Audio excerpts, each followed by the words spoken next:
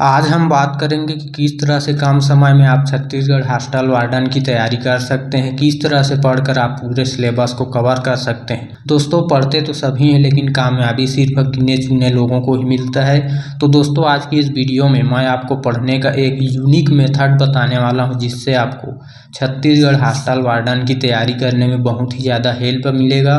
दोस्तों, यदि आप इस वीडियो को बिना स्किप किए हुए पूरा अंत तक एक बार देख लेते हो तो मुझे आपको ये कहना नहीं पड़ेगा कि आप इस वीडियो को लाइक कर दीजिए कह के। दोस्तों, आप वीडियो देखने के बाद खुद ही इस वीडियो को लाइक करके जाओगे।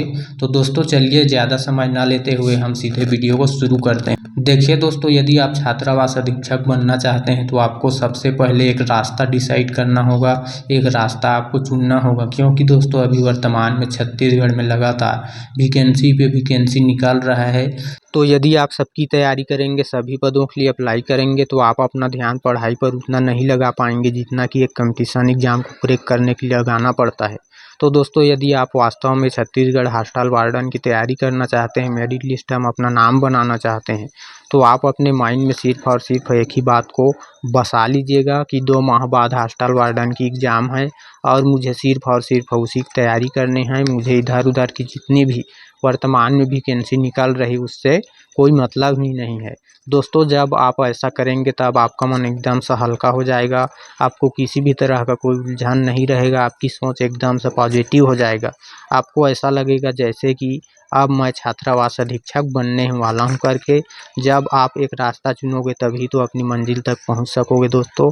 तो दोस्तों, अब आपने अपने मंजिल के लिए रास्ता चुन लिया है, तो चलिए आज मैं आपको बताता हूं कि आपको इस रास्ते पर जाना कैसे है। लेकिन आप यहां पर घृणित मानसिकता मत रखिएगा ये कि दोस्तों जो है, यदि आप इस तरह का जो है ट्रिक बता रहे हो तो आप खुद क्यों हॉस्टल वार्डन नहीं बन जाते करके इस तरह से जो है कमेंट मत करिएगा। दोस्तों, आप अपनी ज़िंदगी में हमेशा एक बात याद रखना कि कभी कभी रास्ता तो पता होता है पर कहाँ जाना है वो पता नहीं होता, और कभी कभी ऐसा होता है कि कहाँ जाना है पता रहता है पर रास्ता ही पता नहीं होता। तो चलिए दोस्तों, आज की इस वीडियो को हम शुरू करते हैं। तो दोस्तों, आज की इस वीडियो में मैं आपको छत्तीसगढ़ छात्रावास अधीक्षक की तैयारी करने के लिए कुल 7 तरीके बताने वाला हूं, जिनमें पहला तरीका है सिलेबस को समझना, सिलेबस को जानना। दोस्तों, अब आप कहोगे कि सिलेबस को हम पहले से ही जानते हैं, कहाँ कहाँ से कितने प्रश्न कितने कितने अंकों के लिए पूछे जाते हैं सबको हम पहले से जानते हैं बोलोगे। ठीक है दोस्तों, आप सिलेबस को जानते हो, लेकिन सिलेबस को किस नज़रिए से देखना है, किस तरह से सोचना है, इसको आप नहीं जानते हो। देखिए दोस्तों, सिलेबस ही आपकी मंजिल की ओर जाने का पहला रास्ता है। तो आपको सिलेबस को समझना है और आपको यूनिक दिमाग लगाना है, सबसे अलग। क्योंकि सिलेबस सबके पास है, सब जानते हैं आज के डेट में। क्योंकि आज का डेट जो है टेक्नोलॉजी का ज़माना है, सब जानते हैं, सबके पास पहले से ही सिलेबस मौजूद है सबके पास, चाहे वो नोटिफिकेशन जारी हो या ना हो, पहले से सबके पास होता है। तो आप जानते हो निसंदेह एक बात कि छत्तीसगढ़ हॉस्टल वार्डन के लिए कंप्यूटर में से आपको न्यूनतम 25 अंक पाना अनिवार्य होता है, 50 अंकों में से। ये बात भी आप जानते हो। ठीक है साथियों, तो जो है देखिए यहाँ पर जो है कंप्यूटर से कितने आते हैं, सबसे ज़्यादा आता है 50 प्रश्न आते हैं 50 अंकों के लिए। तो आपको जो है कंप्यूटर का एक भी टॉपिक मिस नहीं करना है। जैसे कंप्यूटर का परिचय, कंप्यूटर का उपयोग, कंप्यूटर के प्रमुख भाग, प्रिंटर के प्रकार से लेकर के गूगल, अल्टविस्टा, यूट्यूब की सामान्य जानकारी, इन सभी का जो है एक एक पार्ट, एक एक टॉपिक आपको जो है मिस नहीं करना है, सबको पूरा पढ़ना है। क्योंकि जो है यही कंप्यूटर जो है, यही जो है आपका मेन सब्जेक्ट होगा छात्रावास अधीक्षक के लिए। ठीक है साथियों, अब यहाँ पर देखिए, यहाँ पर एक बात समझिए आप। यहाँ पर देखिए हिंदी से कितने प्रश्न आएंगे, 10 प्रश्न आएंगे 10 अंकों के लिए। तो यहाँ पर देखिए आप, ये देखिए स्वर, व्यंजन, वर्तनी है। ठीक है, तो अब हम गिने तो कितना यहाँ पर टॉपिक है, 1 2 3 4 5 6 7 8 9, यहाँ पर तो 10 पूरा टॉपिक है। मान लिया जाए एक आध टॉपिक से, एक आध चैप्टर से, जैसे कि संधि, स्वर, व्यंजन, विसर्ग, इन तीनों में से एक दे देगा, हो सकता है। तो सभी से एक आध भी दे देगा तो फिर भी हमारा 10 प्रश्न हो जाएगा 10 अंकों के लिए। तो आपको क्या करना है, जो आपको कठिन लगता है उस पूरे एक चैप्टर को ही आप छोड़ सकते हैं। जैसे कि आपके द्वारा समास, रचना एवं प्रकार नहीं बनता है तो आप उसको पूरा छोड़ दीजिए। क्योंकि कोई ज़रूरी नहीं कि समास से क्वेश्चन आए या संधि से आए। ठीक है, किसी एक को जो है आप पूरा छोड़ सकते हो, और आपको छोड़ना है तो आप पूरा छोड़िए और उस समय को आप नीचे वाले चैप्टर में लगाइए। तो आप अधिकतम 2 चैप्टर छोड़ सकते हो, क्योंकि समय कम रहता है और आप छोड़े रहोगे जिस चैप्टर को, जैसे स्वर, व्यंजन, वर्तनिक छोड़े रहोगे तो हो सकता है आ भी जाए, हो सकता है नहीं भी आ जाए। तो आ जाएगा तो कितने अंक का घाटा होगा? यदि आप 1 चैप्टर छोड़ते हो तो 1 अंक का घाटा होगा, और 2 चैप्टर छोड़ देते हो तो आपका 2 अंक का घाटा होगा, इससे ज़्यादा नहीं होगा। और यदि आप सबको भी पढ़ के जाते हो तो क्या आप 10 में 10 ला सकते हो? क्या नहीं ला सकते हो। इसलिए आप 1-2 चैप्टर छोड़ सकते हो यहाँ से। इंग्लिश में भी आप वैसे कर सकते हैं, जो आपको कठिन लगता है उस पूरे चैप्टर को छोड़ना है आपको, अलग से जो है पूरा उस चैप्टर को ही छोड़ देना है।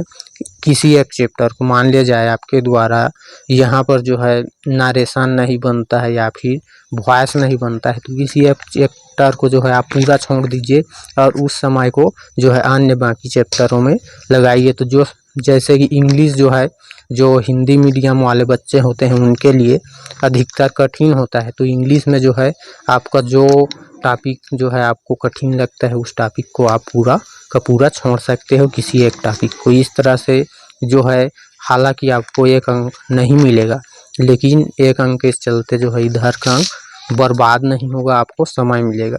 मैथ्स में देखिए साथियों, यहाँ पर हाँ, यहीं पर जो है आपको जो है यूनिक तरीका सोचना है सिलेबस के लिए।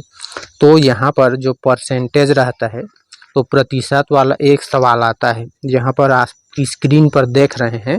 तो इस तरह के सवाल जो है व्यापम के किसी भी एग्जाम में लगातार जो है पूछे जाते हैं।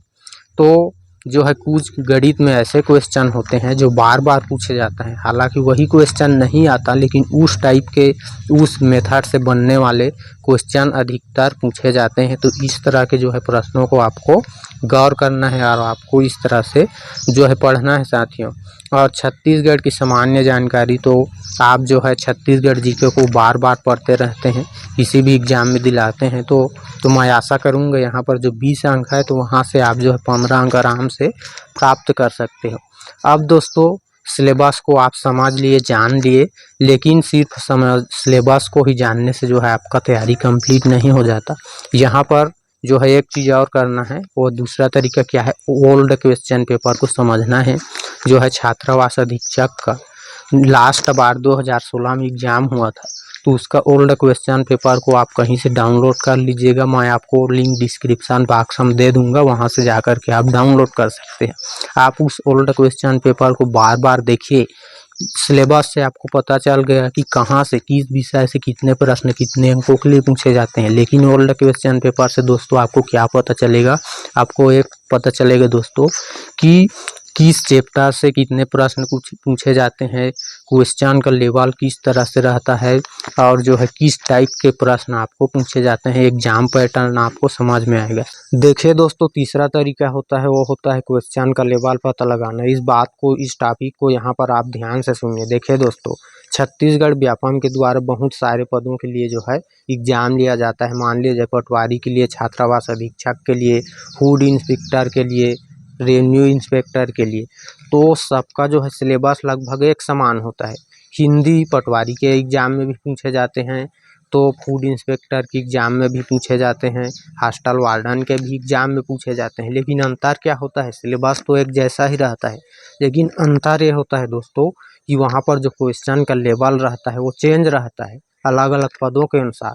तो आप छात्रावास अधीक्षक की तैयारी कर रहे हैं, तो बार बार ओल्ड क्वेश्चन पेपर का अवलोकन करिए और दूसरे एग्जाम के ओल्ड क्वेश्चन पेपर के साथ तुलना करिए, और अपने जो है क्वेश्चन का लेवल का आप पता लगा लेते हैं छात्रावास अधीक्षक में किस टाइप के क्वेश्चन पूछे जाते हैं। तब जो है आप निसंदेह जो है आप सक्सेस हो जाएंगे। तो आपको जो है, आप जिस भी, मैं सिर्फ छात्रावास अधीक्षक के लिए बात नहीं कर रहा हूँ, चाहे अभी जिस भी पद के लिए तैयारी कर रहे हैं, तो उस पोस्ट के लिए, उस एग्जाम के लिए किस टाइप के क्वेश्चन पूछे जाते हैं उसको आपको जानना अनिवार्य है। तो दोस्तों, मैं क्वेश्चन पेपर का, ओल्ड क्वेश्चन पेपर का लिंक नीचे डिस्क्रिप्शन बॉक्स में ऐड कर दूंगा, वहां से आप डाउनलोड कर लीजिएगा 2016 का क्वेश्चन पेपर छात्रावास अधीक्षक का।